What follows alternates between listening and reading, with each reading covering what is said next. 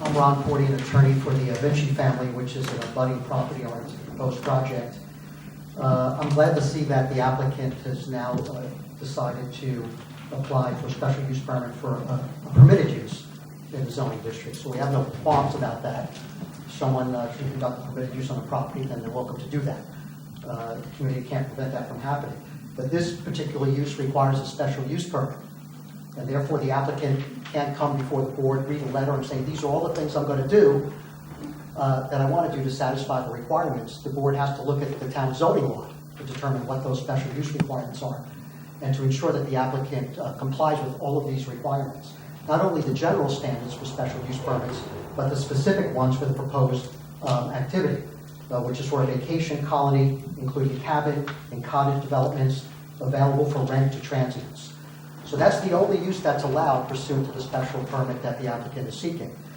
And we would just want to raise the point that's set forth in the specific provisions for the special use permit, that there are very specific requirements and limitations on this type of a use for a special use permit, which are not discretionary. These are required in the zoning law. They have to be followed. And it says here in 116-40E that such cabins or cottages shall be designed for one family only, with not more than 2 such dwelling units permitted per gross acre, and a maximum gross density of 2 dwelling units per acre. So therefore, it's important to look at your definition of what a dwelling unit is.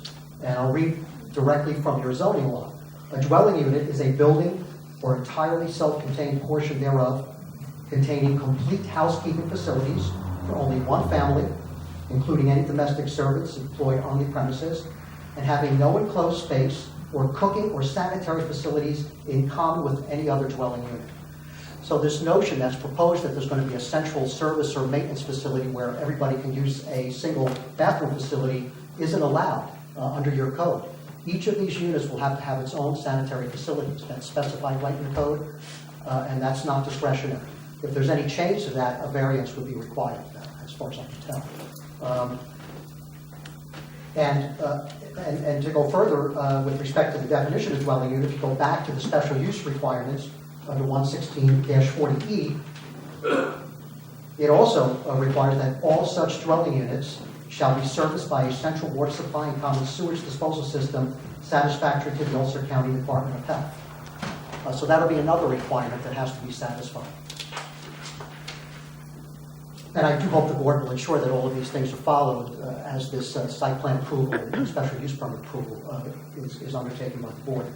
Another thing I mentioned the last time we were here, back on the 13th last month, that as far as we know, we did foil the file at one point, and there was an EAF in there that was signed by the zoning enforcement officer. However, the signature on that EAF is invalid. You can't use that. You have to go through the secret process. This is an unlisted action. It's not a type 1 action. I don't think, and it's not a type 2 action. From my interpretation of secret, this looks like it's an unlisted action, definitely. And therefore, it's subject to a secret review. You can use the short EAF form, or you have the discretion for unlisted action to use the long form if you prefer. The applicant has to go through that process. The letter that she wrote, although eloquent in stating her position on this, is not sufficient. She has to go through the entire secret process and describe in sufficient detail what this project's all about, how she's going to handle parking, traffic, and all the other things. The applicant can't just make these things up and say, this is what I'm going to do, see you tomorrow. She has to follow what the requirements under secret, and it's incumbent upon the board to ensure that that happens. As far as we know, I could be wrong, please correct me if I am, no secret review has been undertaken yet by the board. I'm assuming that's correct because I found no evidence that that's the case. And I think that's a process that has to be undertaken seriously by the board. This is a permitted use, but it's a fairly complex project. Hopefully she'll be successful with it. We're not trying to stop the project. We're only trying to ensure that the board does its job, which we assume it will, and follows the rules and regulations set forth in the zoning law and by the state under secret. Also, this is subject, as the code specifically states, to approval by the Ulster County Department of Health. It looks like there has to be a central system for water and sewer, but it has to be connected to each of the cabins, each of the uses. We have no problem if the applicant wants to have a vacation colony, including cabin and college developments available for rent to transients, fine. But she has to follow the requirements of your zoning law and of secret. Thank you.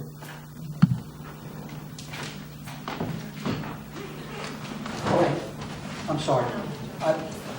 In looking at the plans, as wonderful as they look, this application is still woefully inadequate and deficient. There is not enough information for this board to make a secret determination. And it's not up to the board to do that for the applicant. It's the responsibility of the applicant to hire the appropriate professionals to help guide her through the process.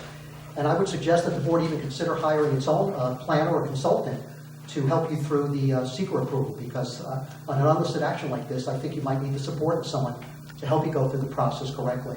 I think it's the desire of some of the neighbors and certainly my client that we're going to be following this process from start to finish, and hopefully be done in a efficient manner. Thank you.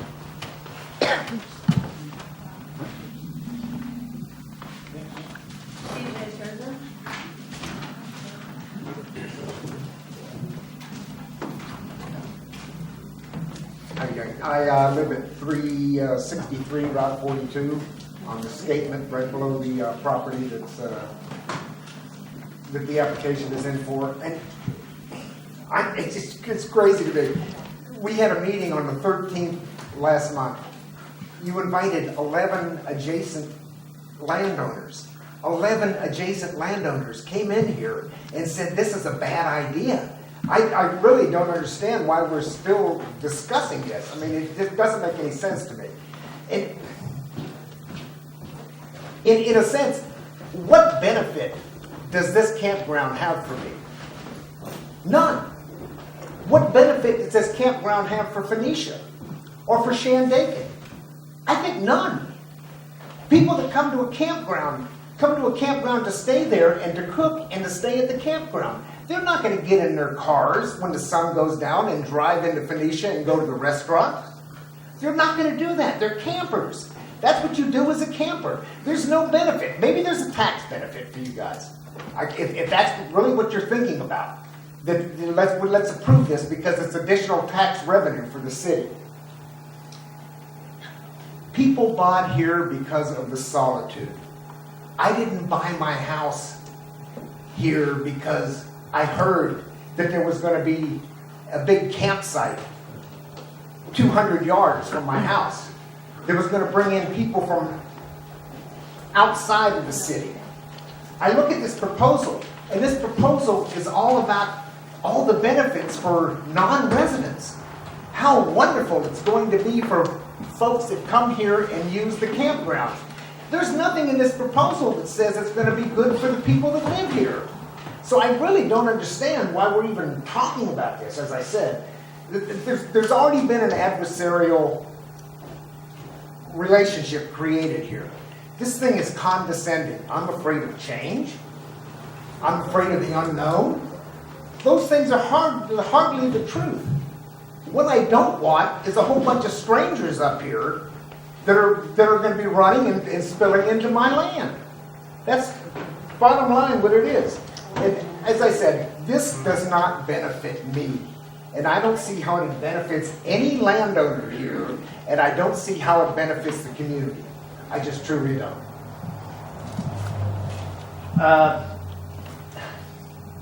These people have no experience doing this. None. None. On the 13th, we heard that Miss Monroe's mother was going to be the person who was going to be here 24/7. She's going to control 40 people that are running around up on the plateau above my house. I really don't think that's going to happen. That's not what's happening here. That's it for me.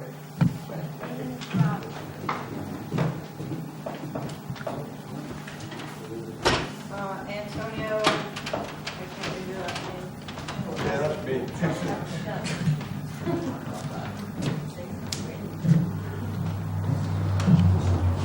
Okay, my name is Antonio Bustos, and I'm at 519 State Street 42, Shandaken. The problem here is that if we let these people do what they want to do there, we're going to open up a can of worms. There's going to be an epidemic that we will not be able to fix. We have all around the area properties, and some of them are for sale, and somebody else could buy it tomorrow, and they want to do the same thing. How can we stop them from doing the same thing? That's all I have to say. Thank you.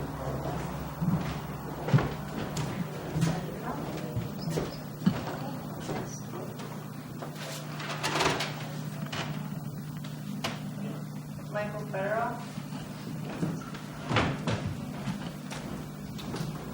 Good evening. My name is Michael Federoff, and I'm here on behalf of one of the adjacent property owners, Joseph Curcio, who couldn't be here tonight. I'm a newcomer to this. I wasn't at the last meeting, and I've just been learning about the project from the proposed owner and developer. And I just heard some excellent presentations by the speakers before me. I don't want to bore the board by reciting the sections and chapters and verses that were mentioned. And I don't have the same passion as some of the neighbors that spoke before me. So just a few comments as I was sitting here.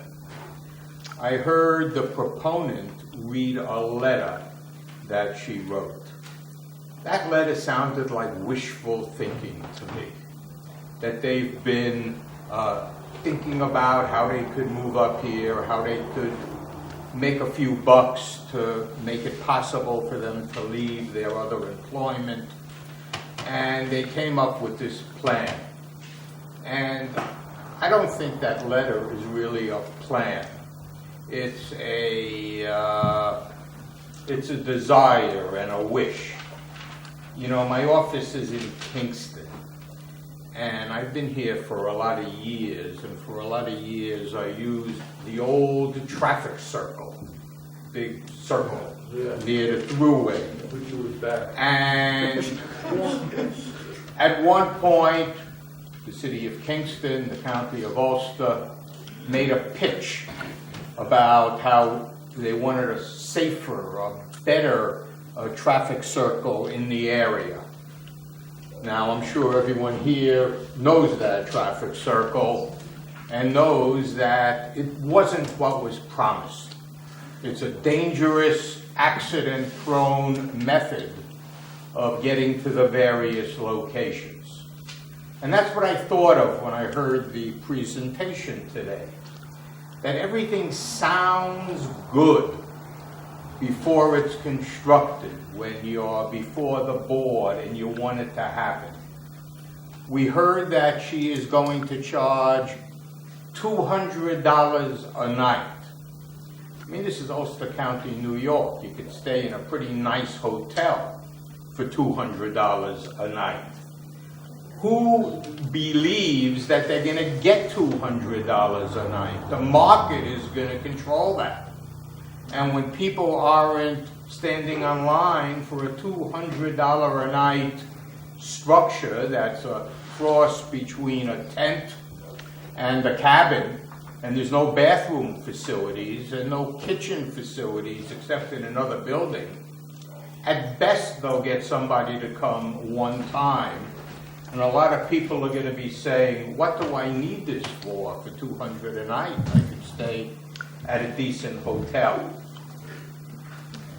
The thing that also disturbed me that nobody really dwelled on, she told me all the nice rules and regulations that they're going to have.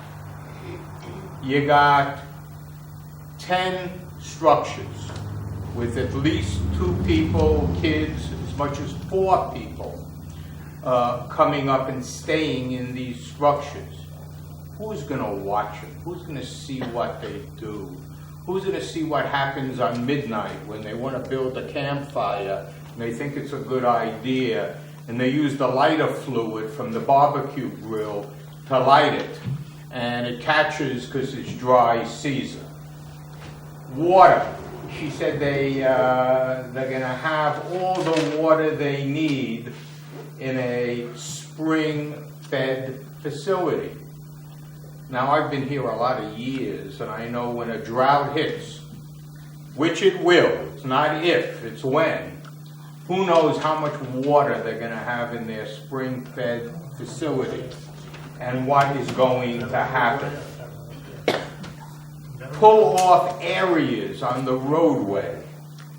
I mean, I've gone to national parks where they've had pull-off areas, and you get behind a big vehicle and they don't pull off all the way. It's like a traffic accident waiting to happen. Waste and compost. I mean, just think about your own homes. Nobody is perfect on waste and compost. Everybody has raccoons, bears maybe. People coming up for a weekend are not going to be as careful as the proponent of this project would like. I agree very much with the speakers that went before me on the legalities of it. And I trust this board knows the legalities.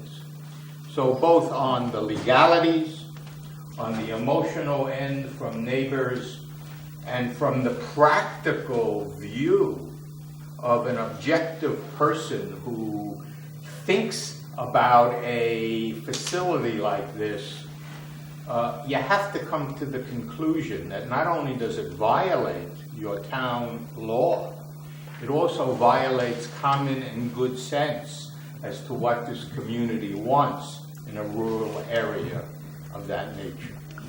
Thank you for your time.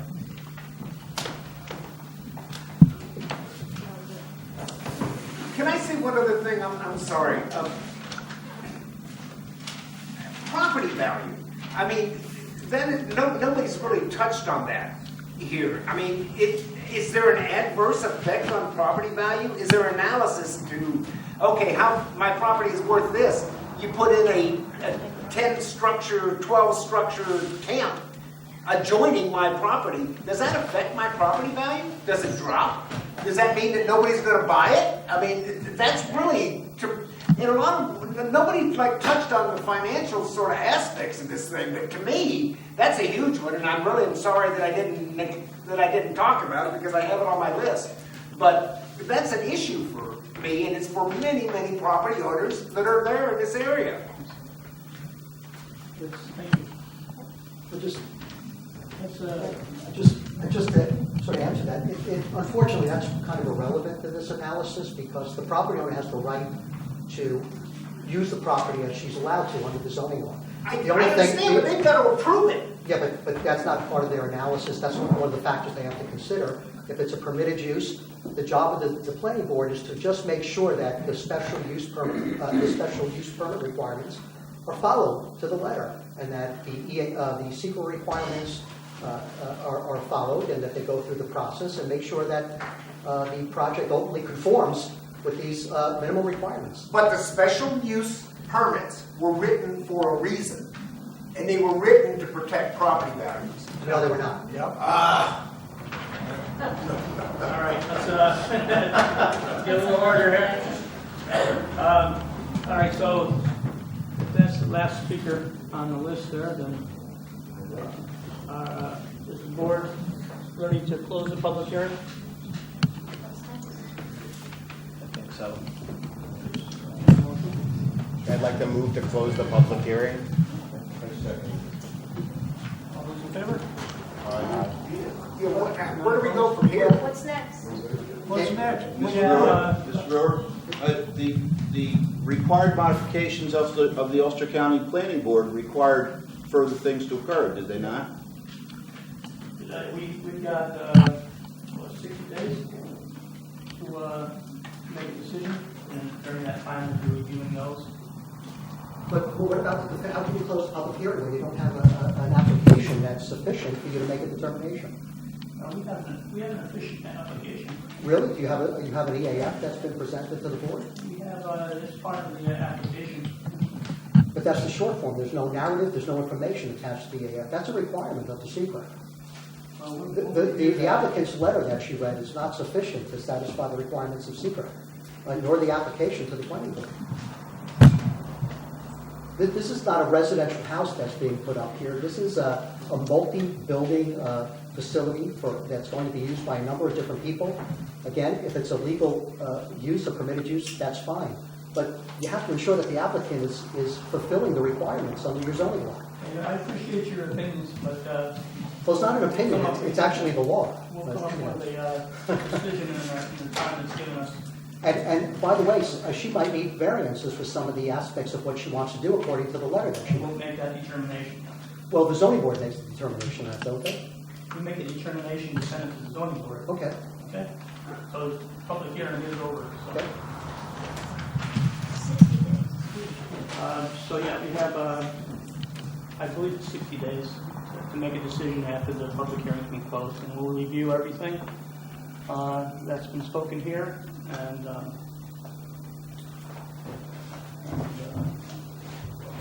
does anybody else have anything that they want to say before we? Not at this time. So the public hearing is closed, and we will come up with a decision on this, make the process of it. And for now, we're going to continue with our regular meeting. Thank you. Thank you all for coming. Appreciate it.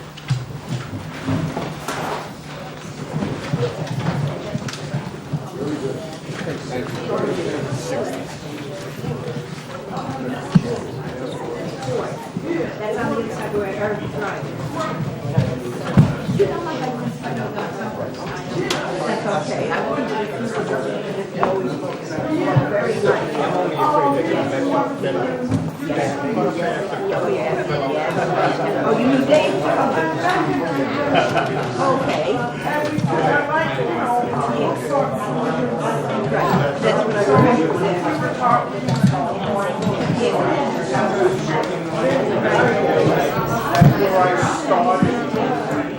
Oh, yeah, because that was finally the Dave was in 2000. That was very good.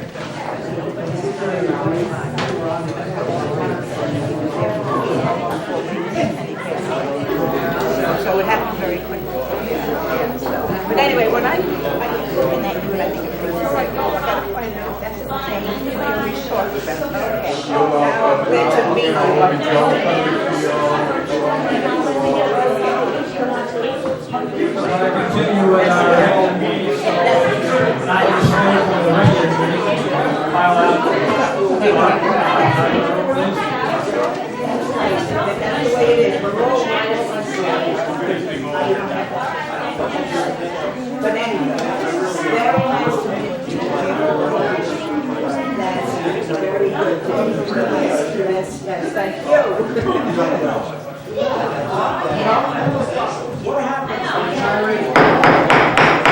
Please, if you're not going to stay for the regular meeting, could you file out the back door, the side doors here, so we can continue?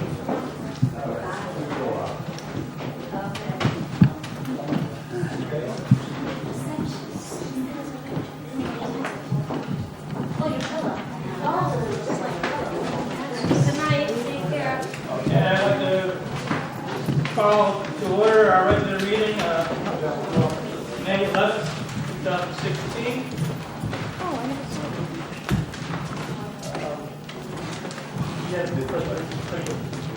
Okay. You missed one. Yeah, roll call. How are you, John?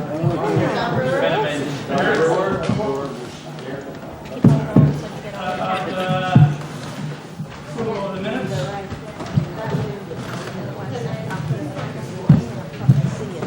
Everybody have time to minutes? See them during the workshop. If there are no revisions to the minutes, then I make a motion to accept the minutes. All in favor? Aye.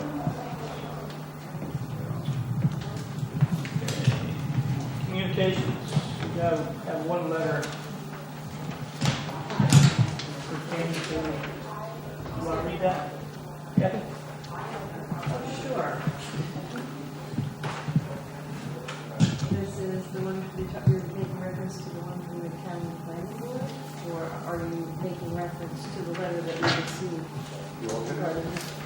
ones did we?